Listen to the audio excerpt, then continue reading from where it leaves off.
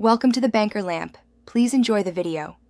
You'll begin in Shortcuts. Open it now and tap Automation. Create personal automation and choose time of day. Pick when you want the wallpaper to change. Once done, tap Add Action and search for Get Photos. Set it to select from your chosen album or favorites. Make sure Select Multiple is off because you want one image each run. You're already moving. Next, we'll build the wallpaper setting logic and handle permissions so it runs without prompts. Now add actions. After Get Photos, add Set Wallpaper. Configure it to set lock screen, home screen, or both. Pick Perspective Zoom off if you want exact framing.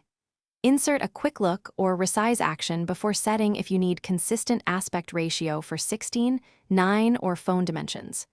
Use Randomize by adding shuffle photos before choosing the first item. This ensures daily variety. Make sure to disable Ask before running so it executes automatically. iOS will prompt first time for permission. Accept it. Finish by tapping Done. Test the automation with Play. If it runs, you're set. Your iPhone will change wallpaper at the scheduled time. If it didn't run, check Shortcuts permissions under Settings and enable background app refresh and photos access. Also confirm the album contains compatible images and your time zone/time setting is correct. One key tip: if set wallpaper action errors, replace it with a shortcut that saves the image to Photos, then uses a newer set wallpaper action. This often fixes permission hiccups.